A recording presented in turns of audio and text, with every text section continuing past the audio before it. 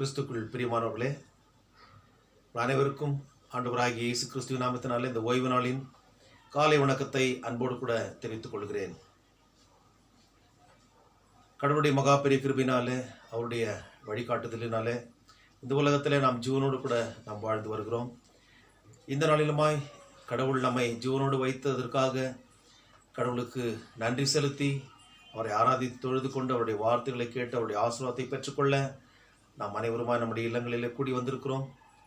இந்த COVID-19 corona virus பரவலினாலே உலகமெங்கும் இந்த லாக்டவுன் அறிவிக்கப்பட்டு இருக்கின்ற சூழ்நிலை நம்முடைய இந்திய தேசத்திலும் இதனை நாம் கடைபிடித்து வருகிறோம். நம்முடைய கர்நாடக மாநிலத்திலும் பெங்களூரில் நாம் வசிக்கின்ற நம்முடைய இல்லங்களிலேயே இந்த ஆராதனையை நடத்தத்தக்கதாக கடவுள் இந்த நாளில் கிருபை செய்திருக்கிறார்.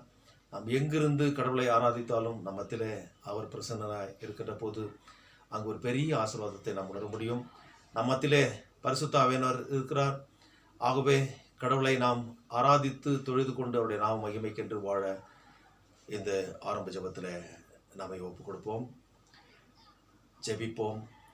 துதிகளின் மத்தியில் வாசமாக இருக்கிற எங்கள் பரிசுத்தமுள்ள நல்லாண்டவரே, இந்த மனமகிழ்ச்சியான ஓய்வு நாளின் காலை வேளைக்காக நான் நமக்கு நன்றி செலுத்துகிறோம். சுவாமி கர்த்தாவே, நீர் நல்லவரும் வல்லவரும் வாக்கு மாறாத தெய்வமாக எங்களுடைய வாழ்க்கையில செய்த அரிய பெரிய காரியங்களை நினைத்து பார்த்து எங்களுடைய உள்ளத்தின் ஆழத்திலிருந்து உங்களுக்கு நன்றி செலுத்துகிறோம். சுவாமி, நாங்கள் நிர்மூலமாகாமல் இருப்பது உம்முடைய கிருபையே. உம்முடைய இரக்கங்களுக்கு முடிவில்லை, அது காலைதோறும் புதிதாக இருக்கிறது என்று உடைய தாசனாகிய எரேமியாவின் புலம்பல் புஸ்தகத்திலே நாங்கள் வாசிக்கிற வண்ணமாக எங்களை நீர் காத்து வழிநடத்தி வருகிறீர். உமக்கு ஸ்தோத்திரம். தகுதியற்ற எங்களுக்கு கிடைத்த உம்முடைய ஈவாகிய கிருபைக்காக ஸ்தோத்திரம். உம்முடைய கிருபை எங்களை மட்டுமாய் தாங்கினதற்காக ஸ்தோத்திரம். தப்புவித்ததற்காக ஸ்தோத்திரம். வழிநடத்தி வருவதற்காக ஸ்தோத்திரம். தொடர்ந்து கர்த்தாவே எங்களை பலப்படுத்தும். தாராதனை ஆரம்பம் முதல் முடி வரைக்குமாய் உம்முடைய தூய கிருபை காரணத்தினாலே எங்களை மூடி மறைத்து பாதுகாத்து வழிநடத்திடுமாய் எங்கள் ஆண்டவரும் மறுமரட்சிகரமாக இருக்கிற இயேசு கிறிஸ்துவின் மூலமே ஜெபிக்கிறோம் பிதாவே, ஆமென். ஆண்டவருடைய நாம் மகிமைக்காக 65வது கீர்த்தனை நாம் பாடுவோம். ஆத்துமமே என் முழு உள்ளமே உன் ஆண்டவரை தொழுதேத்து.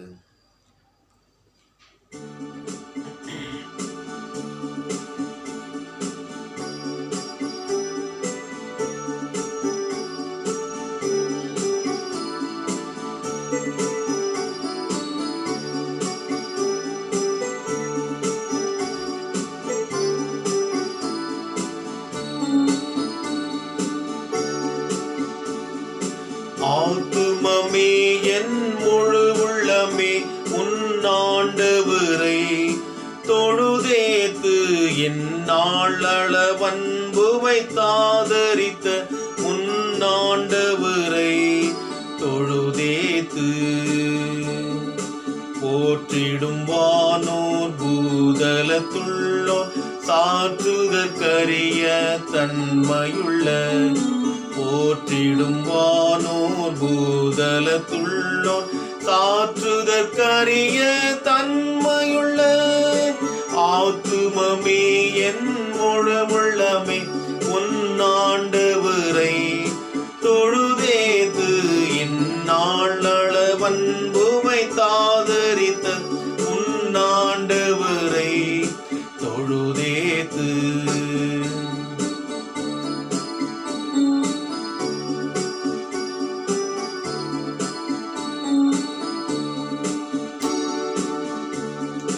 தினம் தினம் உலகில் நீ செய்பலவான வினை பொறுத்தருளும் மேலான.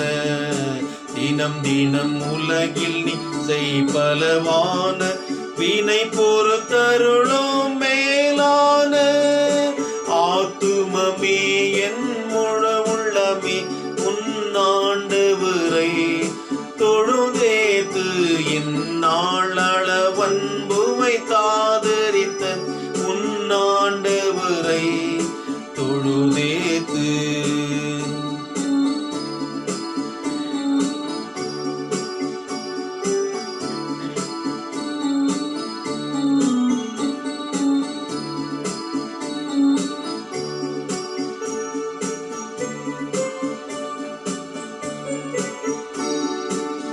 4 சரணம்.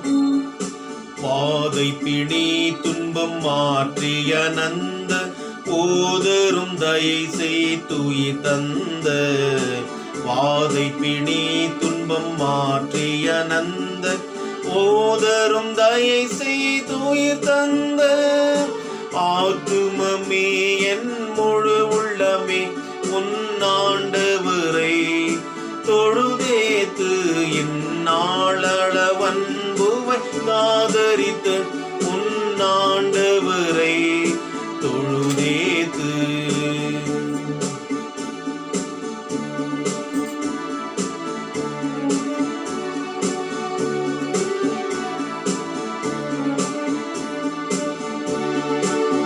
கடைசி சரணம். துதி மிகும் தீர ஸ்தோத்தரி தினமே இதயமே உள்ளமே என் மனமே. துதி மிகும் தீர ஸ்தோத்தரி தினமே இதயமே உள்ளமே என் மனமே. ஆத்துமமே என் முழு உள்ளமே உன்னாண்டவரை தொழுதேத்து இந்நாளவன்புவை தாதரித்த உன்னாண்டவரை தொழுதேத்து.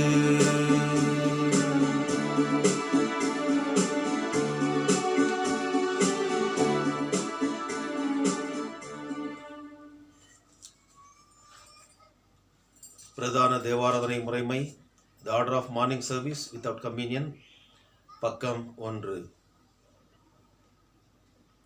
நமது ஆரம்பம் பிதா குமாரன் பரிசுத்தாவின் நாமத்திலுள்ளது.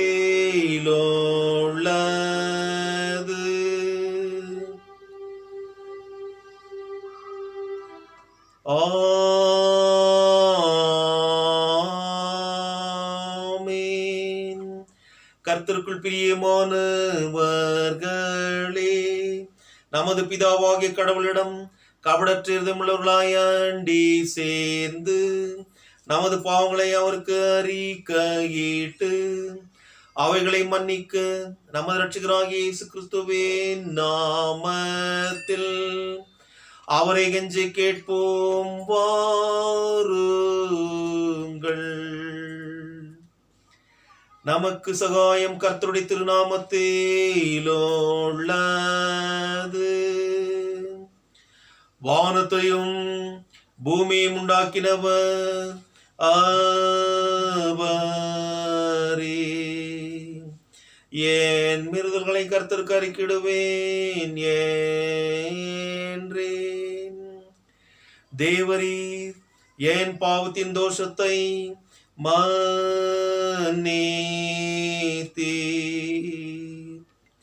சர்வ வல்லவரான கடவுளே, எங்கள் சிருஷ்டிகரும் மீட்பருமானவரே, ஏழை பாவிகளாகிய நாங்கள் சுபாவத்தின்படி பாவமுள்ளவர்களும் தீட்டுள்ளவர்களுமாயிருக்கிறோம் என்றும் மனத்தினாலும் வாக்கினாலும் நடக்கினாலும் உமக்கு விரோதமாய் பாவம் செய்தோம் என்றும் அறிக்கையிடுகிறோம்.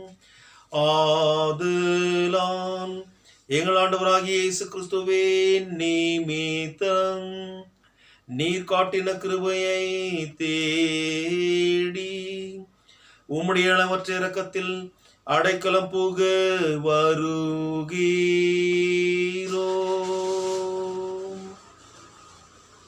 அளவில்லாதிருக்கும் உள்ள கடவுளே, எங்களை மீட்கும்படி மரணத்துக்கு ஒப்பு கொடுத்த உமது ஒரே பேரான குமார் நிமித்தம் எங்களுக்கு இறங்கி எங்கள் பாவங்களை எல்லாம் மன்னித்தருளும். உமது கிருபையினால் நாங்கள் நித்திய ஜீவனை சுதந்திரித்துக் கொள்ளும்படி உம்மையும் உம்முடைய சித்தத்தையும் அறிகிற மெய்யான அறிவையும் உம்முடைய வசனத்துக்கு உண்மையான கீழ்ப்படிதலையும் பரிசுத்த ஆவியை கொண்டு எங்கள் இருதயங்களில் அதிப்படைத்திருள வேண்டும் என்று எங்கள் ஆண்டவராகிய இயேசு கிறிஸ்துவின் மூலமாய் உம்மை வேண்டிக் கொள்கிறோம் கர்த்தாவே. ஆமென். சர்வ வல்லவரான பரமபிதாவாகிய கடவுள் நமக்கு இறங்கினார். அவர் தமது ஒரே பேரான குமாரனை நமது பாவங்களுக்காக மரணத்திற்கு ஒப்பு கொடுத்து அவர் நிமித்தம் நமது பாவங்களை மன்னிக்கிறார். அவர் நாமத்தில் விசுவாசம் உள்ளவர்களுக்கு கடவுளின் பிள்ளைகளாகும்படி அதிகாரம் கொடுத்து அவர்களுக்கு தமது பரிசுத்த ஆவியை தந்தருள்வதாக வாக்குத்தத்தம் பண்ணினார். விசுவாசம் உடையவனாய் ஞானஸ்நானம் பெற்றவன் ரட்சிக்கப்படுவான். கர்த்தாவே, எங்கள் அனைவருக்கும் கிருபை செய்தருளும். ஆமென்.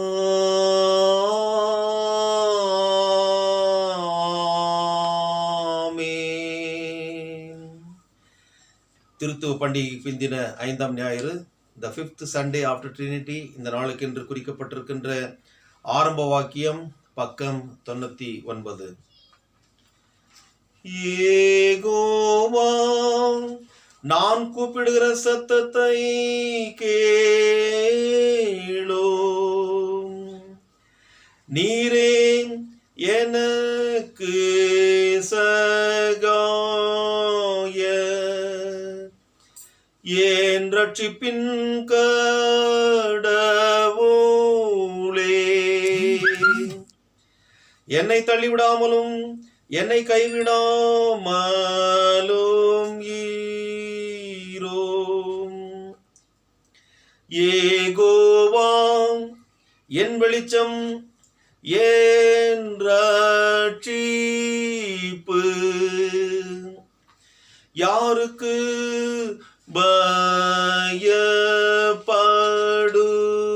பயப்படுவேன்? பிதாவுக்கும் குமாரனுக்கும்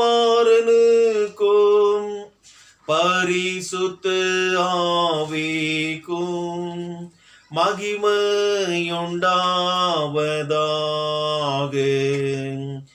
ஆதியிலும் எப்போதும் எப்போதுமான யுகயுகங்களாய்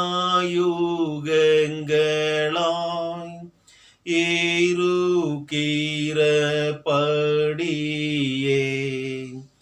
ஆமென். கர்த்தாவே, எங்களுக்கு இரங்கும்.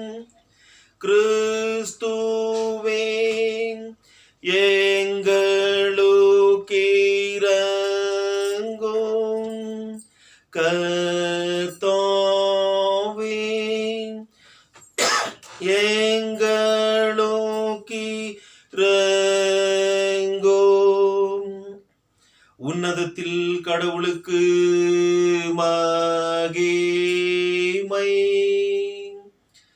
பூமியில் மனிதருக்குள் சமாதானம், அவர்கள் மேல் பிரியமாயிருக்கிறார்.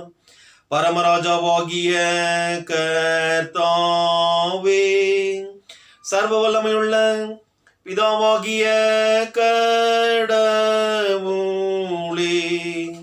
ஒரே பேரான குமாரனும் ஆண்டவருமாகிய இயேசு கிறிஸ்துவே, உன்னதமானவரே, பரிசுத்த ஆவியானவரே, உம்மை துதிக்கிறோம், உம்மை புகழுகிறோம், உம்மை வணங்குகிறோம், உம்மை மகிமைப்படுத்துகிறோம். உம்முடைய மகா மகிமை நிமித்தம் உமக்கு ஸ்தோத்திரம் செலுத்துகிறோம். கர்த்தாவாகிய கடவுளே, கடவுளின் ஆட்டுக்குட்டியே, பிதாவின் சூதனே, உலகத்தின் பாவங்களை சுமந்து தீர்க்கிறவரே, எங்கள் ஜெபத்தை ஏற்றருளும். பிதாவின் வலது பார்சத்தில் இருக்கிறவரே, எங்களுக்கு இரங்கும். இயேசு கிறிஸ்துவே, உம்முடைய பிதாவின் மகிமையிலே பரிசுத்த ஆவியோடு நீரொருவர் பரிசுத்தர், நீரொருவர் ஆண்டவர், நீரொருவர் உன்னதமானவராயிருக்கிறீர். ஆமென். கர்த்தர் உங்களோடு இருப்பாராக.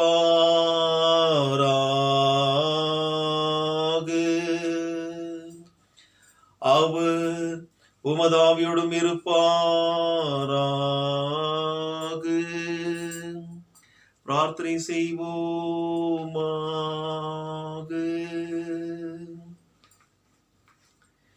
நாளுக்கென்று குறிக்கப்பட்டிருக்கின்ற சுருக்க ஜெபம் பக்கம் 100. உம்மிடத்தில் அன்பு கூறுகிறவர்களுக்கு கண்ணு கெட்டாத நன்மைகளை ஆயத்த பண்ணியிருக்கிற கடவுளே, நாங்கள் எல்லாவற்றிலும் அதிகமாய் உம்மை நேசிக்கவும்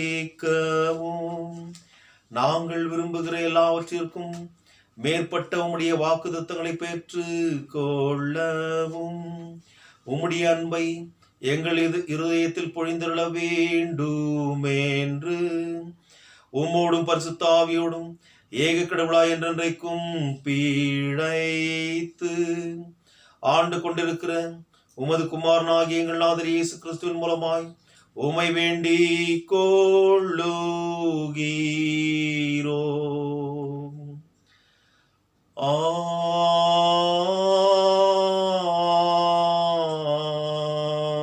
ஆமென்.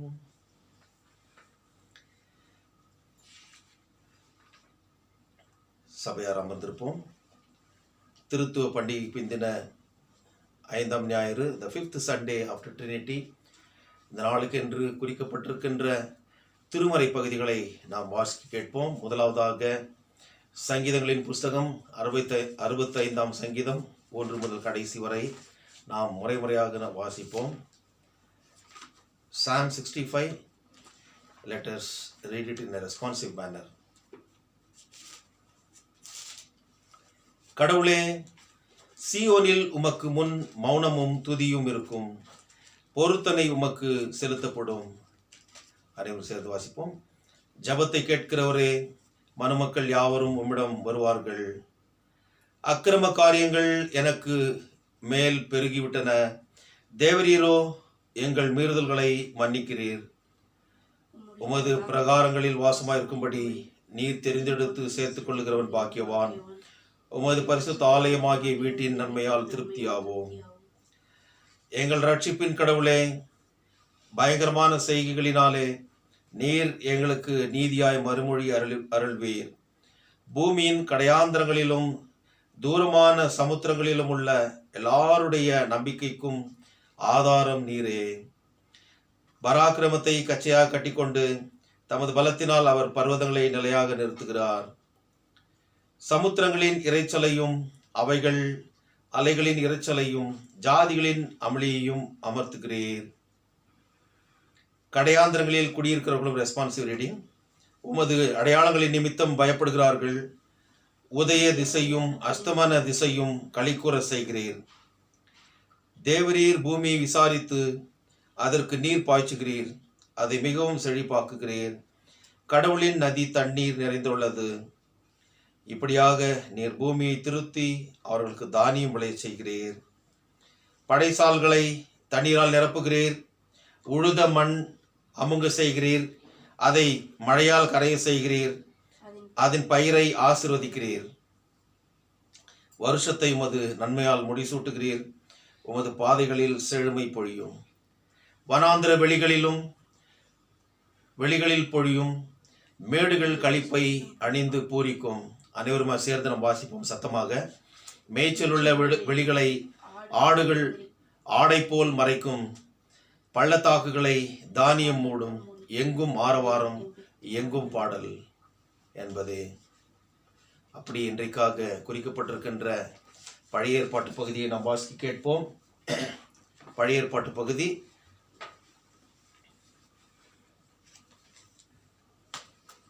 ஏசாயா தீர்க்க தரிசன புஸ்தகம் 55ஆம் அதிகாரம் வசனங்கள் 10 முதல் 13 வரை உள்ள பகுதியை நாம் வாசிக்க கேட்போம். Today's Old Testament reading is taken from the prophetic book of Isaiah, chapter 55, verses 10 to 13.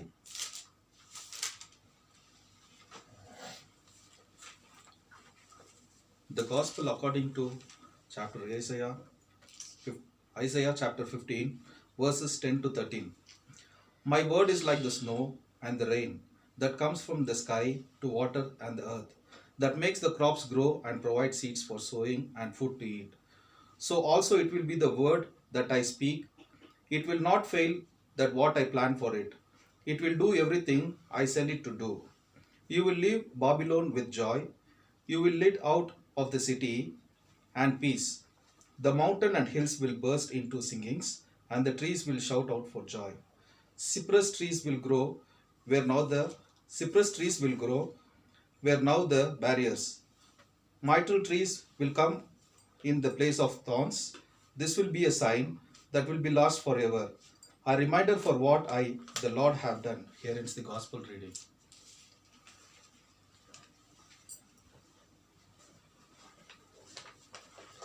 மன்னிக்கவும், இது பழைய ஏற்பாட்டு வாக்கியம். அடுத்ததாக நாம் நிருப வாக்கியத்தை வாசிக்க கேட்போம்.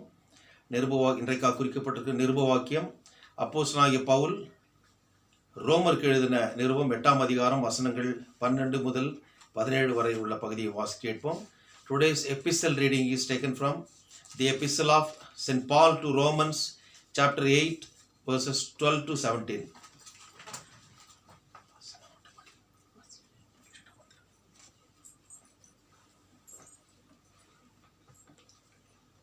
ஆகையால் சகோதரரே, மாம்சத்தின்படி பிழைப்பதற்கு நாம் மாம்சத்துக்கு கடனாளிகள் அல்ல. மாம்சத்தின்படி பிழைத்தால் சாவீர்கள், ஆவியினாலே சரீரத்தின் செய்கைகளை அழித்தால் பிழைப்பீர்கள். மேலும் எவர்கள் தேவனுடைய ஆவியினாலே நடத்தப்படுகிறார்களோ அவர்கள் தேவனுடைய புத்திரராயிருக்கிறார்கள். அந்தபடி திரும்பவும் பயப்படுகிறதற்கு நீங்கள் அடிமைத்தனத்தின் ஆவியை பெறாமல் அப்பா பிதாவே என்று கூப்பிட பண்ணுகிற புத்திர சுவிகாரத்தின் ஆவியை பெற்றீர்கள். நாம் தேவனுடைய பிள்ளைகளாய் இருக்கிறோம் என்று ஆவியானவர் தாமே நம்முடைய ஆவியுடனே கூட சாட்சி கொடுக்கிறார். நாம் பிள்ளைகளானால் சுதந்திரம் ஆமே. தேவனுடைய சுதந்திரம் கிறிஸ்துவுக்கு உடன் சுதந்திரம் ஆமே. கிறிஸ்துவுடனே கூட நாம் மகிமைப்படும்படிக்கு அவருடனே கூட பாடுபட்டால் அப்படி ஆகும்.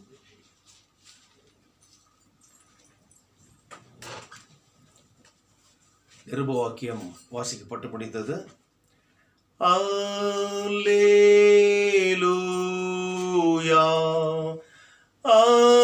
அல்லேலூயா அல்லேலூயா.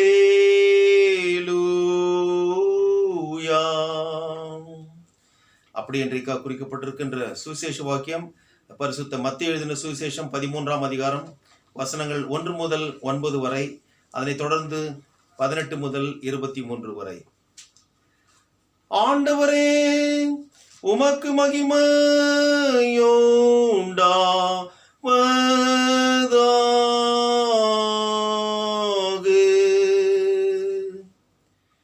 The Gospel according to St. Matthew, chapter 13, verses 1 to 9, followed by verses 18 to 23.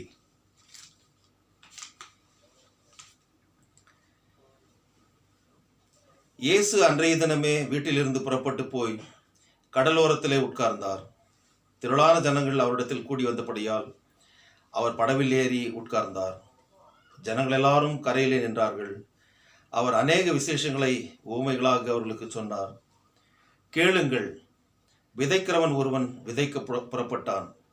அவன் விதைக்கையில் சில விதை வழியருகே விழுந்தது. பறவைகள் வந்து அதை பட்சித்து போட்டது. சில விதை அதிக மண்ணில்லாத கற்பாறை இடங்களில் விழுந்தது. மண் ஆழமாயிராததினாலே அது சீக்கிரமாய் முளைத்தது.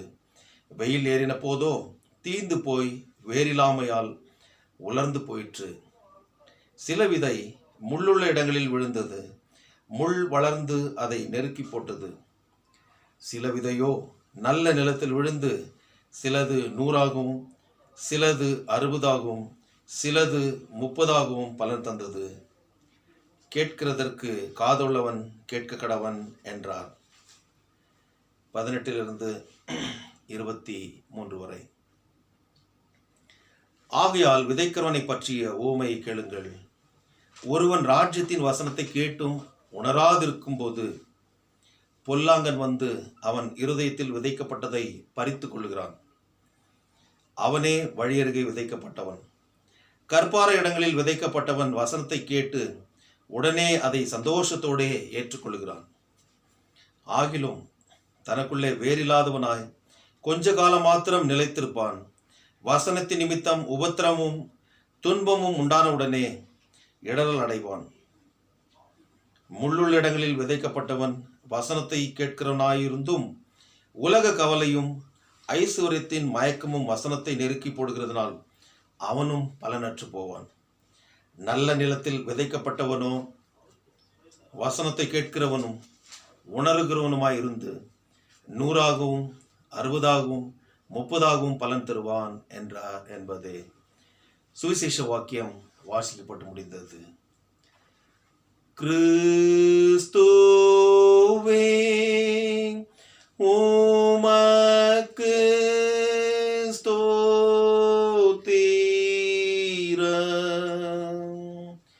ஆண்டவருடைய வாழ்வளிக்கக்கூடிய வார்த்தைகளை வாசிக்கிட்ட நாம் அதற்கு மறுமொழியாக நம்முடைய விசுவாசத்தை உலகில் உள்ள சகல பரிசுத்தவான்களோடு கூட சேர்ந்து அப்போஸ்தல விசுவாச பிரமாணத்தின் வார்த்தைகள் மூலமாக பயபக்தி அறிக்கை செய்வோம். பக்கம் 10. பரலோகத்தையும் உலகத்தையும் படைத்த சர்வவல்ல பிதாவாகிய கடவுளை விசுவாசிக்கிறேன். அவருடைய ஒரே குமாரனும் நம்முடைய ஆண்டவருமாகிய இயேசு கிறிஸ்துவை விசுவாசிக்கிறேன். இவர் பரிசுத்தாவினால் கர்ப்பத்தில் உற்பவித்து கன்னிமரியாளிடத்தில் பிறந்து பொந்தி பிலாத்தின் கீழ் பாடுபட்டு சிலுவையில் அறையுண்டு மரித்து அடக்கமிடப்பட்டார். பாதாளத்திலிருந்து இறங்கி 3ஆம் நாள் மரித்தெழுந்து வைத்திருந்தார். பரத்துக்கேறி சர்வவல்ல பிதாவாகிய கடவுளை அல்லது பார்சல் வெற்றிருக்கிறார். அவ்விடத்திலிருந்து உயிருள்ளவரை மரித்தவரை நியாயத்திற்கு வருவார். பரிசுத்தாவினர் விசுவாசிக்கிறேன். பொதுவான பரிசுத்த கிறிஸ்தவையும் பரிசுத்தவானுடைய ஐக்கியமும் பாவ மன்னிப்பும் சரீர உயிர்த்தெழுதலும் நித்திய ஜீவனும் உண்டு என்று விசுவாசிக்கிறேன். ஆமென். தொடர்ந்து ஆண்டவருடைய நாம் மகிமைக்காக 95வது பாடலை நாம் பாடுவோம்.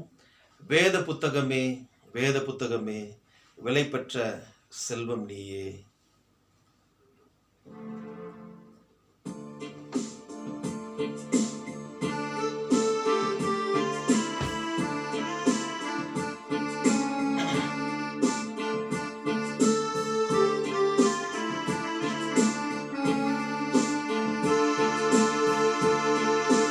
வேத புத்தகமே வேத புத்தகமே வேத புத்தகமே விலை பெற்ற செல்வம் நீயே. வேத புத்தகமே வேத புத்தகமே வேத புத்தகமே விலை பெற்ற செல்வம் நீயே.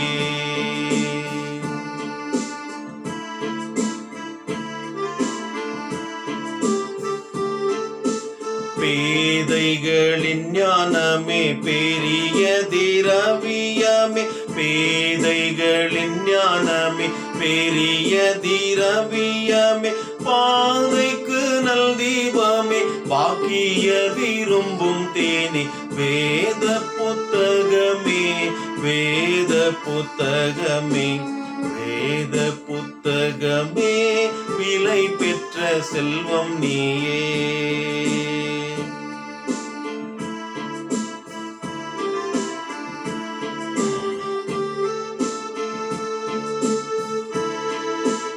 என்னை நக்கு காட்டி என் நிலைமையை மாற்றி என்னை எனக்கு காட்டி என் நிலைமையை மாற்றி பொன்னுலகத்தை காட்டி போகும் வழி சொல்வாயே. வேத புத்தகமே வேத புத்தகமே வேத புத்தகமே விலை பெற்ற செல்வம் நீயே.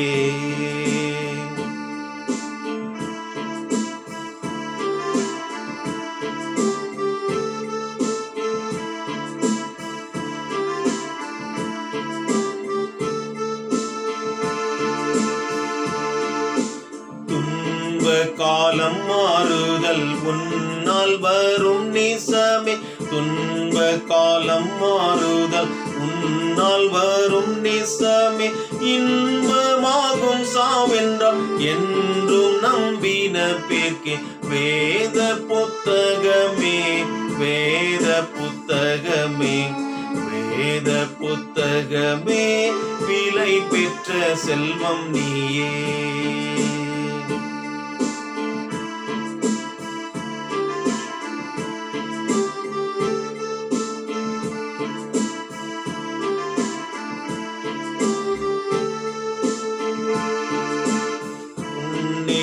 மாதங்களும் பறித்துண்ணலாம் உன் கனி, பன்னீரு மாதங்களும் பறித்துண்ணலாம் உன் கனி.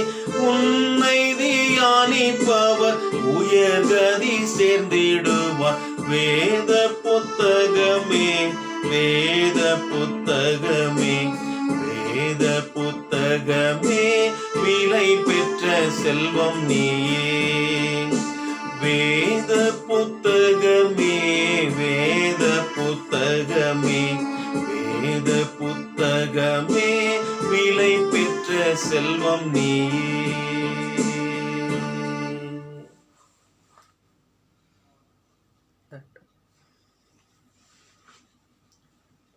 கிறிஸ்துக்குள் பிரியமானவர்களே,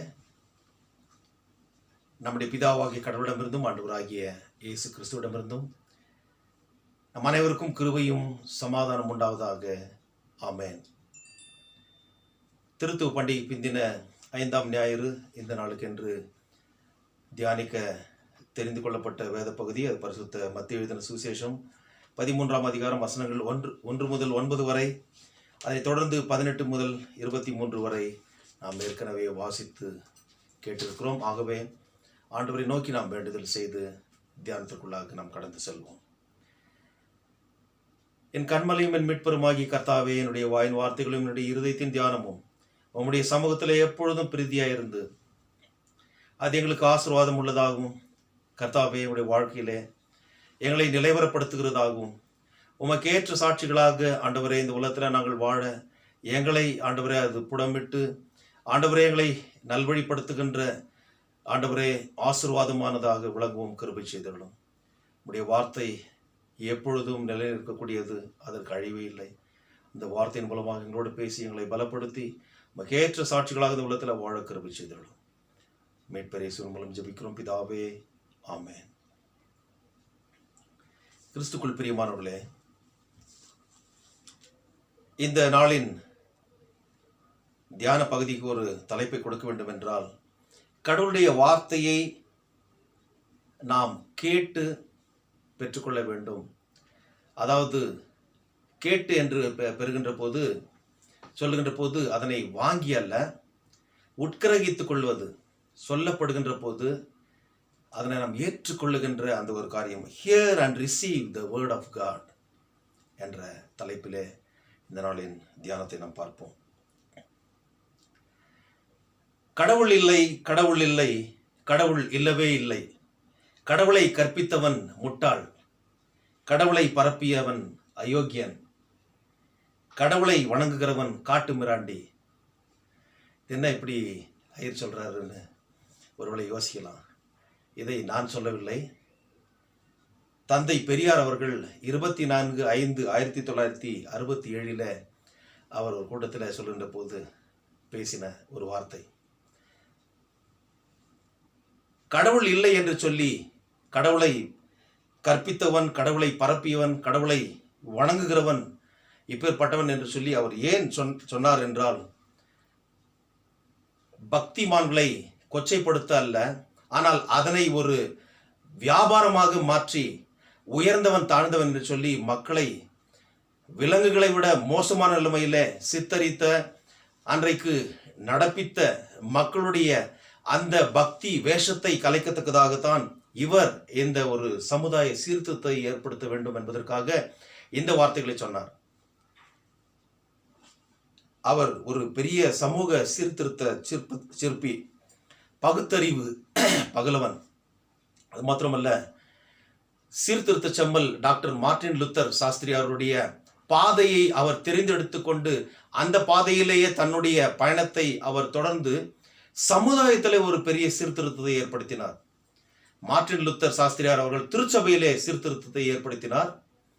ஆனால் தந்தை பெரியார் அவர்களும் சமுதாயத்தில் ஒரு பெரிய சீர்திருத்தத்தை அவர் ஏற்படுத்தினார். சமூக நீதி காவலன்.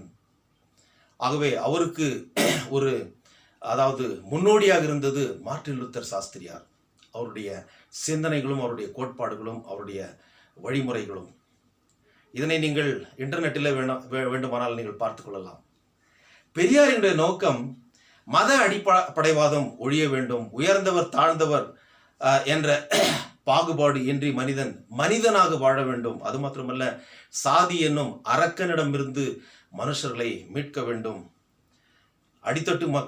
அடித்தட்டு மற்றும் ஒடுக்கப்பட்ட மக்கள் சகல துறையிலும் முன்னேறி அவர்கள் அறிவாளிகளாக நல்வாழ்வு பெற வேண்டும் என்பதற்காகத்தான் இப்பேற்பட்ட பகுத்தறிவான காரியங்களை அவர் சொல்லி வந்தார்.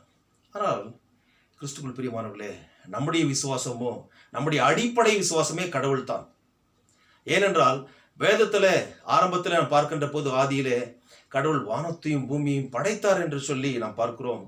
நம்முடைய விசுவாசத்தின் படி பார்க்கின்ற போது பிதா, குமாரன், பரிசுத்த ஆவியாகிய கடவுள், பிதாவாகிய கடவுள் கிரியேட்டர் காட், குமாரனாகிய கடவுள் தி ரெடீமர் காட், பரிசுத்த ஆவியாகிய கடவுள் தி சஸ்டைனர் காட் என்று சொல்லி நம்மை படைத்த தெய்வத்தை, பிதாவாகிய கடவுள் சகலத்தையும் அண்ட சராசரத்தையும் வானத்தையும் பூமியும் முன்னையும் மண்ணையும் படைத்த தெய்வம் என்று சொல்லி நாம் நம்புகிறோம். குமாரனாகிய கடவுள் ஆண்டவராகிய இயேசு கிறிஸ்து நம்முடைய பாவங்களிலிருந்தும் சாபங்களிலிருந்தும் நரகாக்கினிலிருந்தும் நம்மை மீட்டு எடுக்க தன்னுடைய ஜீவனை கொடுத்து நம்மை அவர் வாங்கி கொண்டார். He purchased us by paying his he shed his precious blood just for the sake of you and me, and he bought us through his sacrificial death. மூன்றாவதாக பார்க்கின்ற போது பரிசுத்த ஆவியாகிய கடவுள் இஸ் சஸ்டைனர் காட், சகலரையும் சகல நாட்களிலும் ஆண்டு நடத்த வல்லவராக இருக்கிறார். ஆகவே நம்முடைய அடிப்படை விசுவாசமே கடவுள் தான். When God created the heavens and the earth, he has created from nothing. ஒன்றும் இல்லாதவைகளிலிருந்து அவர் படைத்தார். ஆனால் அவர் சொன்னார், அவருடைய வார்த்தையின் பிரகாரமாக நடந்தது. லத்தீன் பாஷையில் பார்க்கின்ற போது எக்ஸ் கிரியேஷோ நிகிலோ நிகழ்ஃபிட் என்று சொல்லி அவர் சொன்ன மாத்திரத்தில் ஒன்றும் இல்லாதவைகளிலிருந்து இந்த உலகம் உண்டானது. அவருடைய வார்த்தை எவ்வளவு வல்லமை உள்ளது, அவருடைய வசனம் எவ்வளவு மேன்மையானது என்பதை இதன் மூலமாக நாம் உணர்ந்து கொள்ள முடியும். சங்கீதம் 33:4 மற்றும் 9ஆம் வசனத்தில் பார்க்கின்ற போது 4ஆம் வசனத்தில் கர்த்தருடைய வார்த்தை உத்தமமும் அதாவது நேர்மையானது, அவருடைய செய்கையெல்லாம் சத்தியமுமாய் இருக்கிறது என்று சொல்லி சங்கீதக்காரன் சொல்கிறார். 9ஆம் வசனத்தில் பார்க்கின்ற போது அவர் சொல்ல ஆகும், அவர் கட்டளையிட நிற்கும் என்று சொல்லி மிக தெளிவாக பட்டவர்த்தனமாக சொல்லுகிறார். அவர் சொல்ல ஆகும், அவர் சொன்ன ஒரே வார்த்தையில ஒவ்வொன்றாக நடைபெற்றது. வார்த்தையானவர், வல்லமையுள்ளவர், எல்ஷடா என்று எபிரேய வார்த்தையில சொல்லப்படுகின்ற சகல வரத்தையும் உடையவர், சகல பலத்தையும் உடையவர் அவர் நம்முடைய தேவனாகிய கர்த்தர் பிதா கிறிஸ்துக்குள் பிரியமானவர்களே. ஆகவே கடவுளுடைய வசனம், அவருடைய வார்த்தை, அவருடைய கிருபை, அவருடைய அன்பு, அவருடைய ரட்சிப்பு இந்த உலகத்தில் நம்மை ஒழுக்கமுள்ளவர்களாக மாற்றுகிறது. அது மாத்திரமல்ல, விசுவாசிகளாய், அவருடைய பிள்ளைகளாய், அவருடைய சாட்சிகளாய், அவர் சீஷர்களாய் செல்ல நம்மை அழைக்கிறது. அவருடைய வசனம் தான் நம்மை இப்பேற்பட்ட காரியங்களில் நாம் முன்னேறி செல்ல அவருடைய பிள்ளைகளாய் சாட்சி பகிர அழைக்கிறது. இப்பேற்பட்ட குணாதிசயத்தை உடைய கடவுளுடைய வசனம், வார்த்தை இந்நாளின் தியான பகுதியாக வந்திருக்கிறது. ஆகவே இதன் மூலமாக என்ன சொல்லப்படுகிறது என்பதை நாம் பார்ப்போம். மத்தேயு எழுதின சுவிசேஷம் 13ஆம் அதிகாரம் வசனங்கள் 1 முதல் 9, 18 முதல் 23 வரை பார்க்கின்ற போது முதல் பகுதியை பார்க்கின்ற போது 3 காரியங்கள் மூலமாக கடவுள் நம்மிடத்துல வெளிப்படுத்துகிறார். வசனம் 1 முதல் 9 வரைக்குமா இருக்கின்ற பகுதிக்கு ஒரு தலைப்பை நாம் கொடுக்க வேண்டும் என்றால், கடவுளுடைய வசனம் நம் வாழ்விலே எப்படி பயன்படுத்தப்படுகிறது, கடவுளுடைய வசனம் நம் வாழ்விலே எப்படி பயன்படுத்தப்படுகிறது என்று பார்க்கின்ற போது இங்கே பார்க்கிறோம்.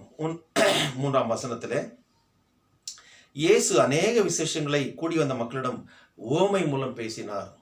So he shared many things through the parables என்று சொல்லி அது எளிமையாக புரிந்து கொள்ளத்தக்கதாக, மக்கள் எல்லாம் மிக எளிமையாக புரிந்து கொள்ளத்தக்கதான ஒரு காரியம்தான் இந்த உவமை. இந்த உவமை மூலமாக சொல்லுகின்ற போது அவர் சொல்லுகிறார் 4ஆம் வசனத்தில் இந்த விதைக்கிறவனை பற்றி சொல்லுகிறார். விதைக்கிறவன் ஒருவன் போய் விதைக்க புறப்பட்டான். விதைக்கிறவன் யார் என்று பார்க்கின்ற போது ஊழியம் செய்பவன். இன்றைக்கு நாம் பார்க்கின்ற போது கடவுளுக்காக ஊழியம் செய்கிறவர்கள் தான் விதைக்கிறவர்கள். 4ஆம் வசனத்தில் பார்க்கின்ற போது சில விதை வழி அருகே விழுந்தது, வழியில விழுந்து விட்டது. வழியில விழுந்த விதை என்ன ஆகும் என்று பார்க்கின்ற போது அது மிதியுண்டு போகும், அல்லது பறவைகள் வந்து அதனை கொத்தி தின்று போடும். அங்கு அது அதாவது அந்த மண்ணிலே அது விழுந்து அது முளைக்க முடியாதபடிக்கு அவைகளெல்லாம் காணாமல் போய்விடும். ஸ்கூல் பிரியமானவர்களே, 5ஆம் வசனத்தில் பார்க்கின்ற போது சில விதை கற்பாறை இடங்களில் அது விழுந்தது. கற்பாறை இடம் என்று பார்க்கின்ற போது அங்கு மண் இருக்க வாய்ப்பில்லை. கற்பாறை மேலே கொஞ்சம் நெஞ்சம் மண் இருக்கலாம். அதிக மண் இல்லாத காரணத்தினால என்ன பண்ணோம், இந்த விதை விழுந்த உடனே, தண்ணீர் விழுந்த உடனே அது வேகமாக முளைக்கும், சீக்கிரமாக அது முளைக்கும். ஆனால் அது தொடர்ந்து வளராது. அதாவது முளை தேடும், ஆனால் வளராது. வெயில் ஏறி அது அதாவது வளர்ந்த அந்த முளைத்து வருகின்ற அந்த செடி கூட வெயில் ஏறுகின்ற போது அது காய்ந்து தீந்து போகும். ஏனென்றால் அதற்கு வேர் கிடையாது. கீழ் பார்க்கின்ற போது கற்பாறை. 3ஆவதாக பார்க்கின்ற போது சில விதை, வசனம் 7 பார்க்கிறோம், சில விதை முள்ளுள்ள இடங்களில் அது விழுந்தது. முள் வளர்ந்து அது என்ன பண்ணோம், முள் வளரும்போது இந்த விதையை அது நெருக்கி போடும், எல்லா சத்தையும் அது உறிஞ்சிக்கொள்ளும் முள். இந்த விதை வளர முடியாத படிக்கு பல விதத்தில் அது தடையாக இருக்கும். ஏதாவது வளர்ந்தாலும் கூட கொஞ்சம் நஞ்சம் வளர முயன்றாலும் கூட முள்ளுக்கு அது ஈடு கொடுக்க முடியாது. முள் எல்லாவற்றையும் உறிஞ்சிக்கொள்ளும். எந்த சத்தும் இல்லாத படிக்கு இது வளர்ந்தாலும் கூட பிரயோஜனம் இல்லாத ஒரு நிலைமை தான். ஆகவே அந்த விதை முள்ளுள்ள இடங்களில் அது விழுகிற போது அதனுடைய நிலைமை பரிதாபம். சில விதையோ 8ஆம் வசனத்தில் பார்ப்போம், சில விதையோ நல்ல நிலத்தில் விழுந்து சிலது 100, 60, 30 பலன் தந்தது. நல்ல நிலத்தில் விழுந்த விதை, பண்பட்ட நிலத்தில் விழுந்த விதை ஒன்று 100, 60, 30 பலன் தந்தது. கிறிஸ்துவில் பிரியமானவர்களே, ஆண்டவராகிய இயேசு கிறிஸ்துவைகளை சொல்லி 9ஆம் வசனத்தில் ஒரு காரியத்தை சொல்கிறார். கேட்கிறதற்கு காதுள்ளவன் கேட்க கடவன் என்றார். கேட்கிறதற்கு காது உள்ளவன் கேட்க கடவன்.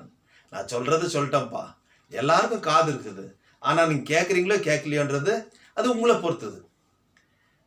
காது இருக்கும், ஆனா சில நேரத்தில் என்ன பண்ணோம், போய் லிட்ரலி வி வில் அது present in a particular place R particular meeting, but நம்முடைய கவனம் எங்கே இருக்கிறதோ அங்கே தான் அது போயிடும். காது அங்கே தான் இருக்கும். ஆகவே கடவுள் சொல்லுகிறார், கேட்கிறதற்கு காது உள்ளவன் கேட்க கடவன் என்றார். மத்தேயு 13ஆம் அதிகாரத்தில் 19 முறை இந்த வார்த்தை கேட்கிறவன் என்ற வார்த்தை வருகிறது. 19 times in Matthew 13 we find the word hear. நம்முடைய காதுகள் கடவுளுடைய வசனத்தை கேட்காதபடிக்கு நம்முடைய யோசனைகள் பல சூழ்நிலைகளிலே அவைகள் தடை பண்ணுகிறது. உதாரணத்துக்கு நம்ம சர்ச்சைக்கு நம்ம போகிறோம், மெசேஜ் எடுக்கிற நேரத்தில் நம்முடைய தாய்மார்கள் மாதர்கள் என்ன பண்ணுவாங்க, அவங்க லிட்ரலி தேல் ப்ரெசன்ட் இன் தி சர்ச், கடவுளுடைய வசனத்தை கேட்குவாங்க. ஆனால் கவனம் வந்து எங்கேயோ போயிடும். ஐயோ இந்த லாக்டவுன் ஆகிட்டு இருக்குது, காலை இவ்வளோ நேரத்துக்குள்ளே நம்ம போனால் தான் அது மீன் கிடைக்கும், இல்லை கறி கிடைக்கும். கவனம் அங்கே போயிடுறதுனால இங்கே தான் இருக்கும், காது இங்கே தான் இருக்கும், ஆனால் கடவுளுடைய வார்த்தை அங்கே போய் சேராது. கவனம் எங்கே போயிருக்குதோ அந்த இடத்துல அது போயிடும். ஏன்னா லாக்டவுன் பண்ணுற ஒரு வேதனை இதெல்லாம்.